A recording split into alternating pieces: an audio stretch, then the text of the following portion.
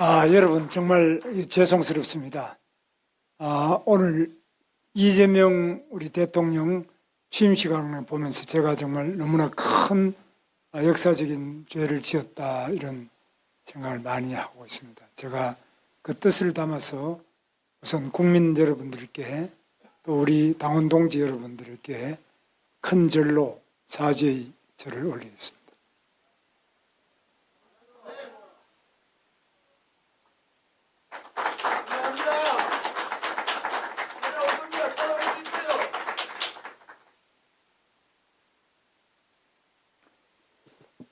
저는 이번에 이 선거를 하면서 그리고 정말 국민들이 대부분이 원하지 않던 이재명 대통령이 오늘 취임을 하게 되는 과정을 보면서 역사는 이렇게 가는구나 생각하고 제가 왜 이렇게 되었을까를 깊이 생각을 해봤습니다.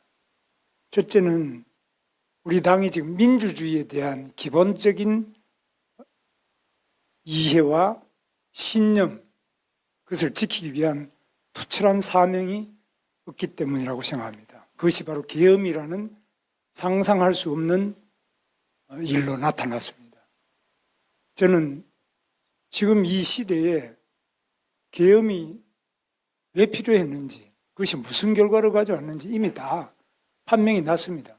그런데 그걸 우리 당이 그 계엄을 했던 우리 대통령을 뽑았고 또 우리 대통령의 뜻이 당에 많이 일방적으로 많이 관철된 것에 대해서 깊은 자성이 필요하다고 봅니다. 앞으로 절대로 이런 식의 계엄은 다시는 있어서는 안 된다. 어느 당이 뭐라 그런다 이런 것이 아니라 우리 스스로도 이건 아니다. 정치라는 것은 목표도 중요하지만 그 수단이 매우 중요한데 전혀 적절치 않은 수단을 이렇게 쓰게 되도록 우리가 그냥 말릴 수 없었던 거, 또 그것을 제어하는 힘이 우리 내부에 없었다는 점에 대해서 매우 큰 문제가 있다고 저는 생각합니다. 그래서 민주주의의 가장 기본이 되는 것에 대해서는 양보할 수 없고 타협할 수 없고 단호한 거부와 또 때로는 단호한 그 수단의 선택이 필요한데 이 부분이 가장 큰 문제라고 생각합니다. 두 번째는 우리 당이 당내 민주주의가 무너졌다고 생각합니다. 우리가 과연 어떤 사람을 당대표로 뽑느냐 또는 누구를 우리가 공직 후보자로 뽑느냐 민주주의가 완전히 사라져버렸습니다.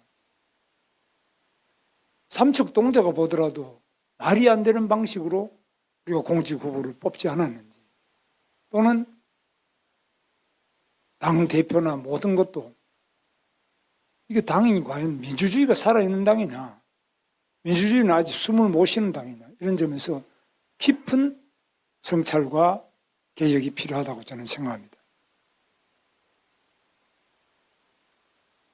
두 번째로 우리 경제와 민생에 대한 우리 당의 투철하고 확고한 자기 역할이 필요한데 이 부분이 지금 사실 민주당이 이제 경제는 민주당이다 이런 이야기를 하는데 있을 수 없는 이런 포스터가 의원회관에 붙어 있는 거 보고 저는 굉장히 놀랐는데 그동안에 제가 당을 알기로는 경제는 당연히 국민의힘이다. 아주 너무나 분명한 구호였는데 지금은 과연 국민의힘이 경제를 제대로 하느냐? 민생이라면 국민의힘 아니냐? 딴 거는 몰라도. 이런 점에서 우리 당 자체가 세계 경제의 그 흐름과 또 국내 경제의 구조적인 발전 전략에 대해서 확고한 비전을 가지고 확고한 전략을 가지고 경제 정책을 밀고 나가는 그런 당이냐 또 그것이 국민들에게 믿음을 주고 경제가 위기면 당연히 국민의힘을 뽑아야지. 국민의힘에는 경제 전문가가 있지. 그 사람들은 경험과 실적이 있어서 그분들이 맡으면 경제는 살릴 거야. 이런 어떤 확신을 주고 있지 못한 거 아니냐. 세 번째는 외교 안보에 대해서도 마찬가지로 지금 핵무기와 한미동맹 여러 가지 외교 부분에서도 우리가 확고한 우위를 주고 있느냐. 이번에도 예를 들면은 이종석 같은 사람이 국정원장이다. 국정원이 그런 거냐? 국정원이 북한의 내재적 접근 방식을 통한 이미 다 검증된 이런 사람이 국정원장을 하는 게 맞느냐? 저는 굉장히 불안하고 의구심이 많이 들었습니다. 야, 벌써 시작이구나. 국무총리 김민석도 마찬가지입니다. 이 사람들이 과연 우리 대한민국을 통합으로 가져가느냐? 대한민국을 어디로 가져갈 거냐? 저는 굉장히 불안합니다.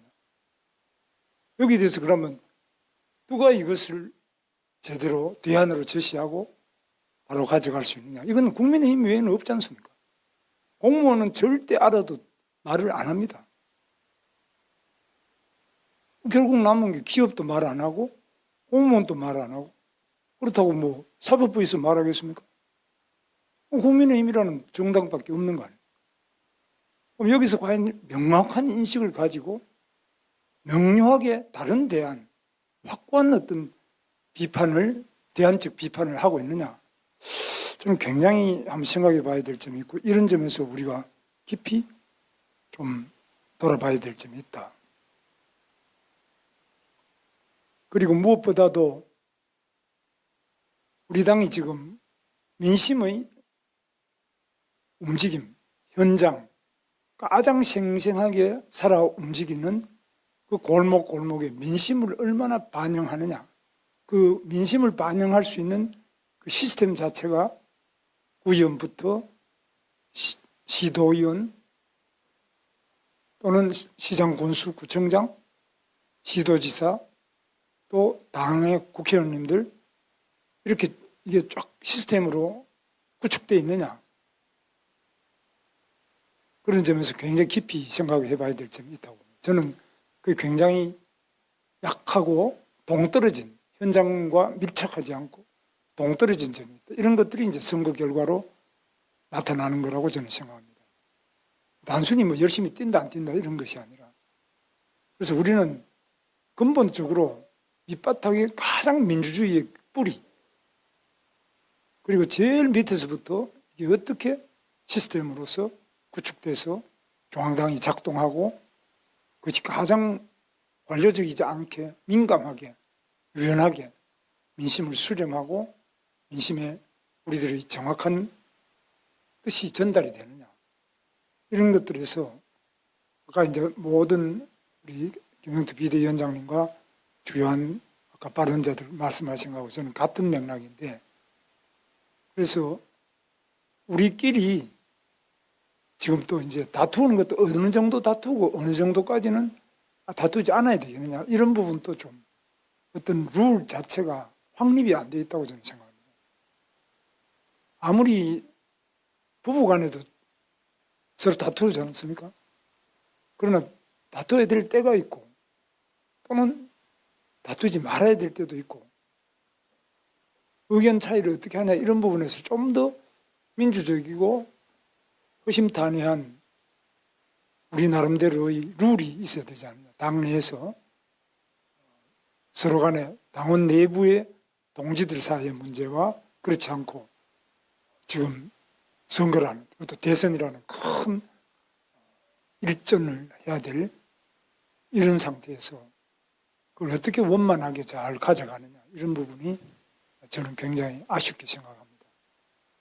저는 뭐 여러 가지 말씀을 드리지만 결론은 제가 패장으로서 할 말도 없고 정말 송구스럽고 뭐 이 자리에 계시는 분들 제가 볼 때는 민주당이 그 어떤 분보다도 개인적으로 탁월하고 훌륭한 분들이 많이 계시는데 제가 되었더라면 국무총리는 저 사람보다는 우리 당에 있는 누가 더 좋은데, 그런 생각을 제가 많이 해보는데, 그러나 제 부족함으로 많은 기회를 놓치게 되고 국민들이 그로 인하여 고통받고 또 앞으로 상처받을 국민들을 생각하면 정말 송구스러운 마음 금할 수가 없습니다. 다시 한번 저희 부족함으로 이러한 패배를 안겨드린 부분에 대해서 용서해 주시고, 다시 한번 이 절망하는 우리 국민들에게 우리 모두가 심기일전해서 대한민국에 그래도 희망이 있다.